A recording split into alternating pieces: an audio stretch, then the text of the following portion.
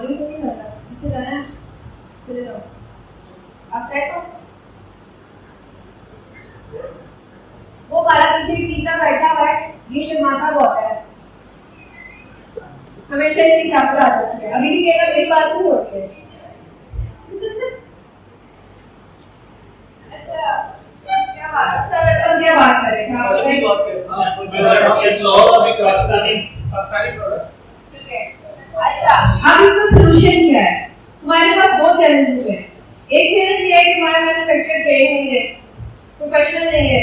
ये क्वेश्चन आता है, आप मार्केट में चले ना, आपको ये कहेंगे कि पाकिस्तान से तो हो ही नहीं सकता। हाँ नहीं हो सकता भाई, कि पाकिस्तान का मैन्युफैक्चरर जो है ना वो ट्रेन नहीं है, ठीक है, प्रोफेशनल नहीं है, प्रोफेशनल नहीं है बट अपने काम में वो बहुत माहिर है। ये बात बिल्कुल ऐसे ही है, ये मसला है। अच्छा यहाँ मैं आपकी बात का एक और चीज का कर दूं, इन चीजों को कवर करके आती हूँ मैं चाइना की तरफ। ये मानने की बात है कि प्रोफेशनल नहीं है हम लोग, लेकिन ये मानने की जरा भी बात नहीं है कि हमारे पास स्किलफुल सोर्स नहीं है। इतना स्किलफुल सोर्स है कि आप किसी कोई भी चीज याद है उसको समझाएंगे, बताएंगे, वो आपको तैयार करके देगा, ठीक है।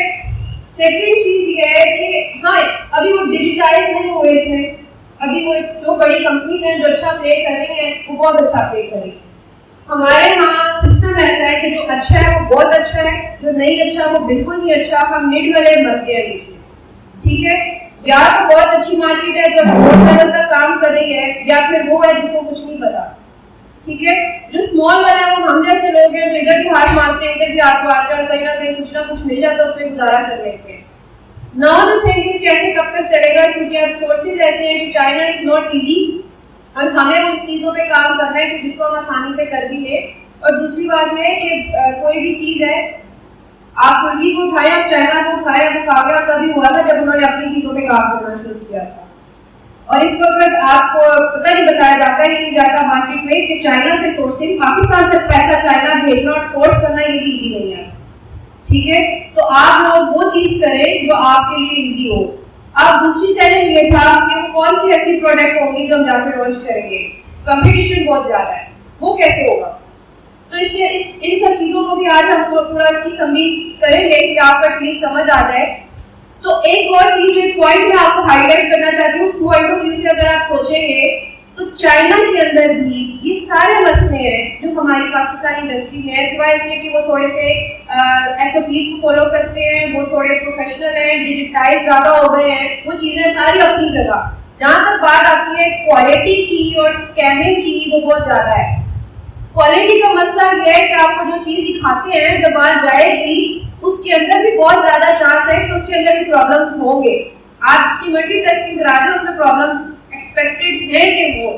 उसके बाद जो ज्यादा मसले आते हैं कि आपने थर्ड पार्टी से सोर्सिंग करवानी है, थर्ड पार्टी से शिपमेंट करवानी है, वो सारी एक्स्ट्रा कॉस्ट आपकी जा रही है। और सबसे बड़ा मसला क्या होता है, आपने प्राइवेट लेवल लॉन्च की है, चाइना से आपने माल लिया है, चाइना से माल बनवाया है, आपकी लॉन्च होने से पहले कोई और लॉन्च करके बैठा हुआ है, आपकी प्रोडक्ट, आपकी डिजाइनिंग, आपका सब कुछ।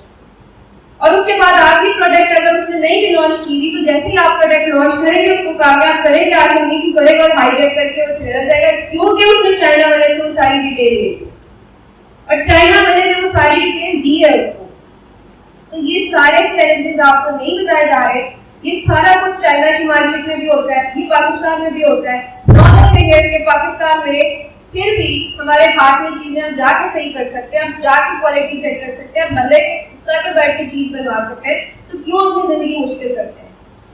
तो इस तरीके से इस पॉइंट ऑफ व्यू से भी सोचना शुरू करें। इसका सोल्यूशन क्या है, मैन्युफैक्चरर्स को तो चलो हम ट्रेन कर रहे हैं, कुछ समझा रहे हैं, उसके ऊपर हम तो काम कर ही रहे हैं, मेरे साथ मेरी कंपनी, हम कुछ और मिलकर कर रहे हैं, तो चलो ज्यादा नहीं तो कुछ ना कुछ प्रोफेशनल मैन्युफैक्चरर्स मार्केट में आ गए। नाउ द क्वेश्चन इज कि प्रोडक्ट कैसे डिजाइन करनी है। आप जब प्रोडक्ट को हंट करते हैं तो आप लोग ऐसी प्रोडक्ट मार्केट में ऐसी क्राइटेरिया आपको बताया जाता है, वो क्राइटेरिया है जिसमें आप ऐसी प्रोडक्ट निकालते हैं जो ऑलरेडी मार्केट में फिट रही है। आपको क्या कहा जाता है ना कि ये क्राइटेरिया, ये अच्छी सेल होनी चाहिए, ये प्रोडक्ट होनी चाहिए, आपको ये प्रोडक्ट उठाते हैं, नहीं वो प्रोडक्ट आपने हंट की, वो प्रोडक्ट जाके उसमें थोड़ा बहुत चेंज करोगे, जाके लगा दोगे, वो प्रोडक्ट बहुत सिमिलर है या ज्यादातर सिमिलर है, 19-20% सिमिलर है आपके कंपेटिटर से, तो आपको सेल मिलेगी। यहाँ पे क्या मतलब आपको ना तो सेल मिलेगी, तो फिर वही बात आ जाती है कि कंपटीशन बहुत हाई है, तो भाई हाई है, ठीक है। फिर आप प्राइस वार में हर दूसरे महीने के बाद आप प्राइस वार में आ जाएंगे, आपका प्रॉफिट मार्जिन लो हो जाएगा, तो व्हाट्स द सॉल्यूशन? तो यहाँ पर आपने क्या करना है, तो इन चीजों पे आप इस माइंडसेट से काम करें। इस माइंडसेट का गैप पाकिस्तानी मार्केट में मौजूद है, तो यहाँ से अगर इस माइंडसेट पे आप काम करते हैं तो आपको बहुत काम मिल सकता है। पाकिस्तान से सोर्सिंग करना, पाकिस्तान से प्रोडक्ट डेवलप करना, पाकिस्तान से काम करना, ये मार्केट अभी खाली पड़ी है, वर्क ऑन इट। अगर आप इस पे काम कर सकते हैं तो जरूर करें।